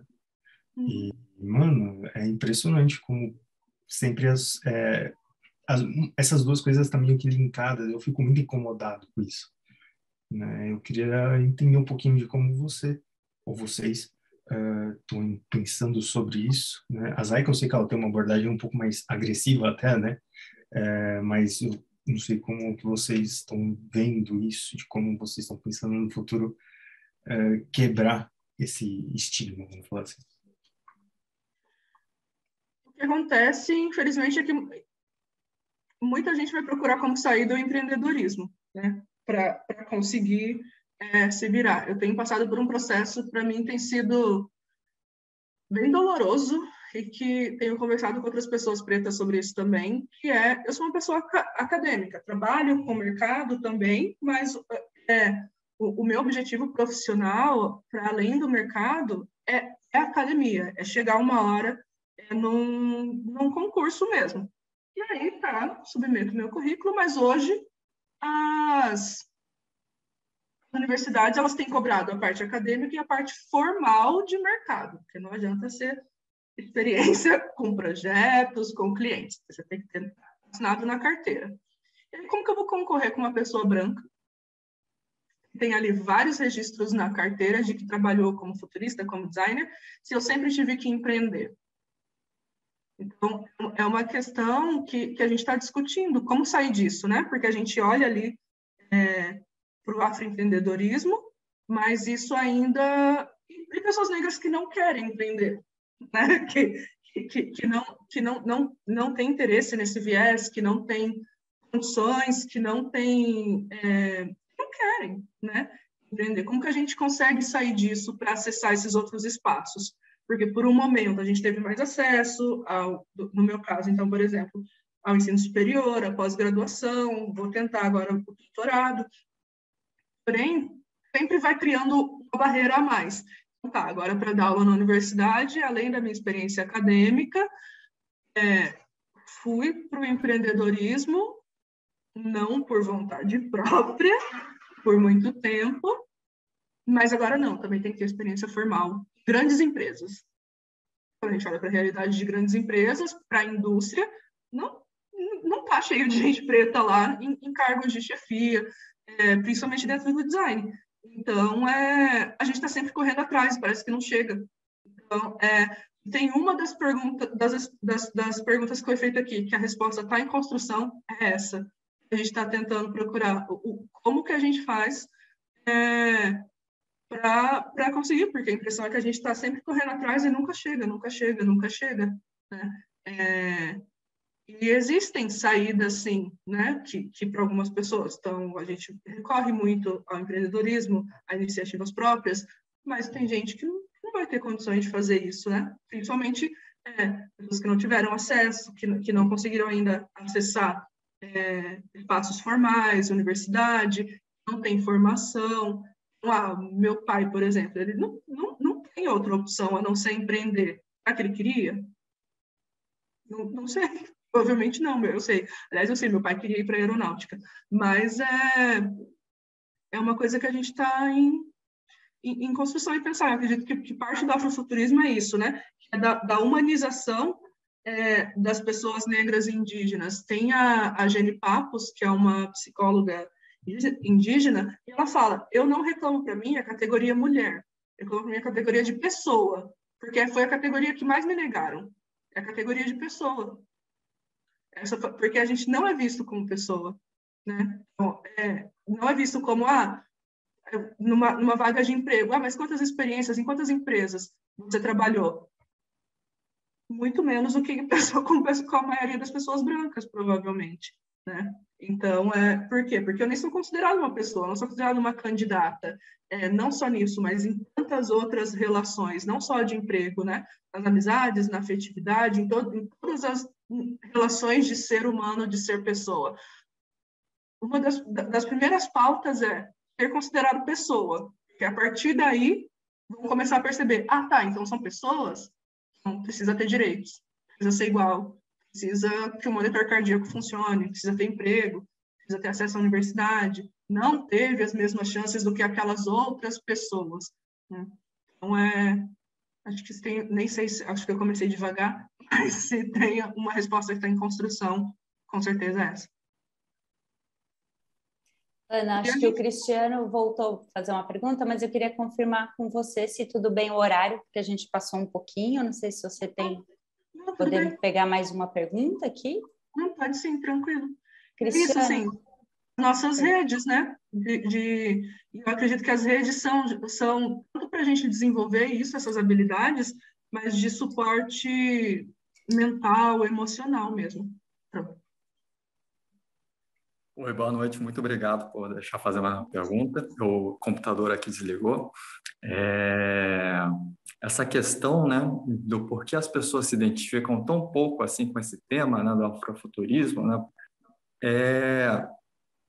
eu queria perguntar se vocês acham que pode ser uma questão de falta de perspectiva das pessoas, né, uma falta de horizonte, de capacidade de enxergar essa relação entre o futurismo e a questão étnica mesmo, porque teve toda essa perspectiva que se consolidou com o legado histórico que a gente teve, né? E uma dissociação dessas relações ali, né? Nesse campo binário ali, né? Do desenvolvimento com um grupo étnico, infelizmente, né? E se você acha que se acontece isso, se o futuro pode ser talvez melhor, no sentido que hoje em dia, diferente de até algum tempo atrás, existe um teto que é o estabelecido pelos limites ambientais do planeta, né? Enquanto até um grupo só crescia mais, enquanto às custas de outro, né? Agora chegou um teto, né? E esse teto acaba fazendo com que todos tenham que jogar mais ou menos a mesma regra em algum momento, né?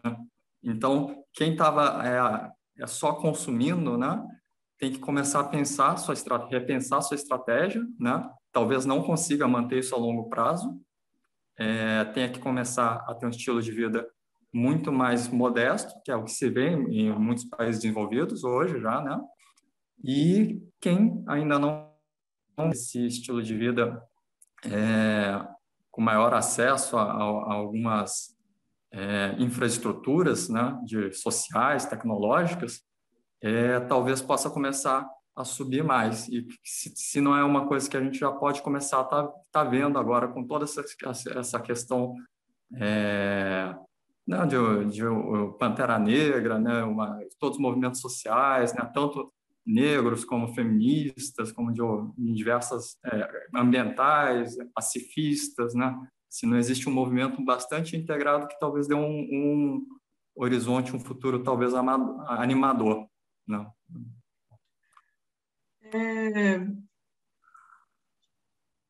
Eu acredito que faz parte a pergunta é complexa,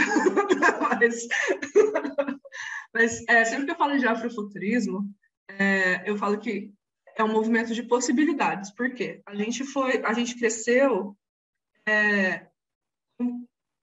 você tem muitas possibilidades na vida, mas todas elas chegam num objetivo. Geralmente, para uma família que é homem, mulher, filhos, um carro, casas, dinheiro, e foi falado isso aqui é a qualidade de vida. E realmente, para ter qualidade de vida dentro do capitalismo, é isso que a gente precisa. Mas porque falaram para a gente que só tem o capitalismo. Todas as outras possibilidades são demonizadas. Faz muito parte da gente conseguir olhar para como outras comunidades vivem, porque nem todo mundo no mundo hoje vive no capitalismo. Comunidades pequenas, sim, mas por que a gente só pode se organizar em cidade grande, em países grandes? Mas vai ser muito difícil, porque sempre foi assim. Não foi sempre assim. Esse processo que a gente vive hoje não começou do início da humanidade, né? É um processo recente, ele está na história moderna, né? Na história moderna contemporânea, esse fortalecimento do capitalismo, das relações de produção, de exploração de trabalho, eles estão agora. Então, a gente é educado para olhar como se isso fosse a única possibilidade. Então, é muito mais fácil pensar vai acabar o mundo do que vai acabar o capitalismo, né? E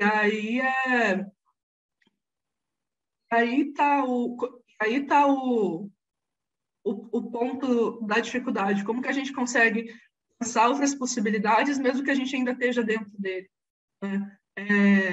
E uma coisa que é bem cara para o afrofuturismo, mas ainda bem não só para o afrofuturismo, só os outros futurismos precisam reconhecer, é que a inovação ela sempre está na margem, né? Como pessoas pobres, pessoas negras, pessoas trans, a gente vive o apocalipse o tempo todo, ou você inova, ou você não sobrevive, né? Então, ali, tanto que quantos movimentos, quantas tecnologias vêm de dentro das periferias. Pessoas pobres sempre viveram com pouco, viveram com o mínimo, né?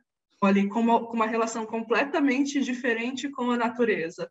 Mas aí a gente é educado para querer um outro tipo de relação, não necessariamente porque é bom, mas porque isso valida você enquanto pessoa, né? E aí é entender, né, dar de novo essa humanidade, dar não, né, reconhecer, a gente não pode dar nada, mas reconhecer essa humanidade, porque assim a gente vai começar a pensar em outras possibilidades. Tem uma...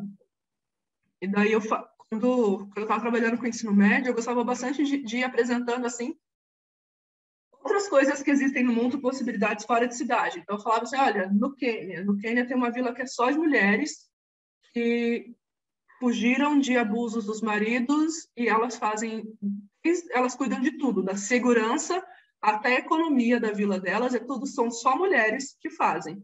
E elas vivem vendendo arte para turistas, fazendo seus treinamentos, cuidando das suas próprias escolas, mas a gente sempre deixa essas coisas como se elas não existissem. Elas existem, elas são pequenas, são poucas, mas outras possibilidades existem, né? O capitalismo começou focado num lugar e se espalhou. E se outras possibilidades puderem se espalhar também, né? Mas aí vai do nosso trabalho coletivo mesmo, de fazer isso. E eu acredito que hoje a gente está passando por um processo de educação, de reconhecer que essas possibilidades existem, para aí começar a pensar como que a gente pode viver de outras maneiras, né? Aqui no Brasil a gente tem cidades alternativas já, que trabalham muito mais com escambo do que com troca monetária. A gente tem Cristiania na Dinamarca, a gente tem Auroville na Índia, né, que são as mais conhecidas, tem Lab City nos Estados Unidos,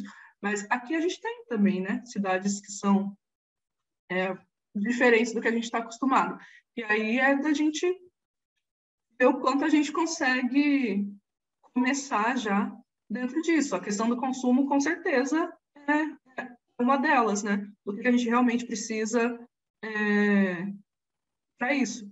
Mas também, quando a gente fala de minorias, o consumo é visto como uma forma de empoderamento, porque a gente nem é visto como consumidor. Então ainda tem que passar por todo esse processo. Começar a ser visto como pessoa, como consumidor, que tem o direito de ter isso, e daí não consumo esse desenfreado, mas de ter coisas básicas para ter uma dignidade, né? Para o que a gente precisa para viver bem. Não é tanta coisa assim. Então, só para falar que não é absurdo o que as minorias têm pedido, né? Mas que muita gente lê como absurdo. Aí, só para isso que você falou, eu lembrei de uma fala que citaram em outra palestra que teve do Futuros Plurais também, recente, que era do Ailton Krenak, e ele falava que os índios estão há 500 anos vivendo no apocalipse, né, sobrevivendo. Então, que eles certamente vão dar um jeito se as coisas ficarem complicadas, né? E que quem pode não ter uma boa solução, uma boa resposta, são outros, né? Que não estão acostumados a lidar com essa situação de dificuldade. E aí eu achei muito legal a sua resposta do modelo do capitalismo, né? Porque se o modelo viesse a se tornar inviável, né? Talvez algumas pessoas fossem ter soluções para um outro modelo, né? E talvez algumas não estivessem acostumadas a lidar com soluções. Né? Sim, e o capitalismo, o modelo industrial, em muitos lugares na Europa já deu errado, que muitos têm procurado aqui, inclusive no Krenak, levando ele para lá, para ajudar a refazer, a desfazer modelos industriais, modelos de urbanização que não deram certo, mas não tem Krenak no vestibular. Não tem na escola. Lá fora estão importando de novo mão de obra qualificada para pensar sobre o futuro e construir o futuro, mas lá não aqui, porque aqui a gente ainda está olhando para o modelo que não deu certo. Obrigada, Cristiano. Boa pergunta. A gente está caminhando para o final, a gente acabou extrapolando um pouquinho o tempo, peço desculpa aí, Ana Paula, por isso. A Daiane precisou sair, mas ela deixou uma mensagem aqui no chat, ela tinha um compromisso. Então, queria agradecer demais sua generosidade, acho que é um papo super necessário, importante, muito rico. E a gente vai ter isso gravado, então quem se inscreveu, né, e puder, quiser depois rever, enfim, vai estar disponível. Queria agradecer também o pessoal da comunidade que apoiou essa organização toda, o Marcos, o Adelino, Augusto, a Nath, a Paty que está aí, o pessoal todo. Tem vários agradecimentos aqui no chat também para a Ana Paula, da Datiz e da Paty, enfim. A gente vai deixar salvo esse chat. Nath, você quer trazer alguma coisa? Não, só agradecer. Ana Paula, muito obrigada. Obrigada a Daiane também, né, que deu a contribuição dela. E estou saindo daqui muito feliz, impactada com as suas palavras. Com certeza eu vou ficar com elas pensando a semana inteira. Acho que todo mundo que está aqui foi bem impactado pelo teu conhecimento. Muito obrigada. E só agradecer, gente, a todo mundo que está aqui em mais um Diálogos Plurais conosco. Agradecer pelo convite, pelas trocas. Eu gosto muito de conversar, porque toda vez, cada pergunta que alguém faz, eu falo, não tinha pensado nisso, ou onde está isso? Alguém pensou nisso, mas eu não sabia que era justamente nisso que estava tocando. Eu acho que é essencial para construir, né? Acho que esses futuros plurais faz com gente plural. Então, agradeço muito, muito mesmo, e obrigada a todo mundo ali que está no chat, muitas pessoas que eu admiro. Obrigada. Obrigada. Gente, quem ainda está por aqui, que tal se abríssemos as câmeras todos nós para a gente fazer uma foto? Quem topa? Antes das câmeras, deixa eu fazer uma... Augusto. Isso, deixa eu fazer uma mensagem aqui, rapidinha. Obrigado mesmo. Tá?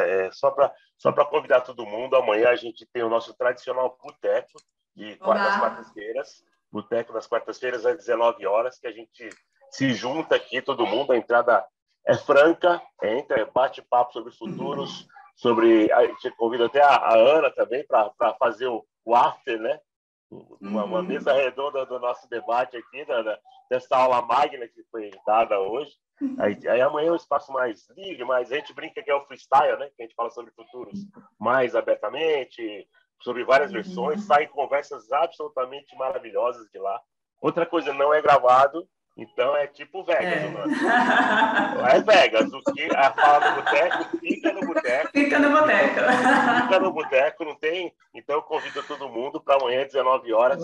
A gente manda o Zoom, né? Na comunidade de Futuros Plurais, a gente manda o Zoom e a gente vai lá. O boteco de 1 hora, 2 horas, a gente bate papo, é muito bacana, muito divertido, tá, gente? Então, tá feito o convite, tá dando o meu recado. Pode me destacar aqui. Coloca todo mundo, Adelino. Acho que já tá. Só mudar a visão galeria aqui, dá para tirar uma fotinho. Quem vai tirar? Adelino, é o fotógrafo? Boa. Espera aí que eu esqueci de colocar o perfume. Todo mundo aí dando tempinho para abrir a câmera. 1, 2, 3 e... X. Show! Valeu! Até o Roger, cara, até o Roger, valeu sim.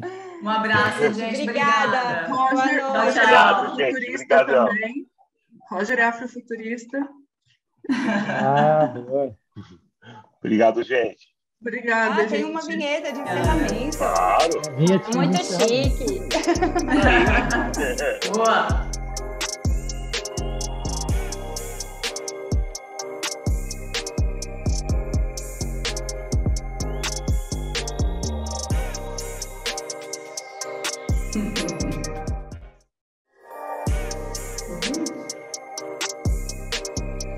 Boa noite, pessoal. Boa noite, gente. Obrigada. Tchau. Uma gravação também, né? Valeu. Valeu. Obrigado.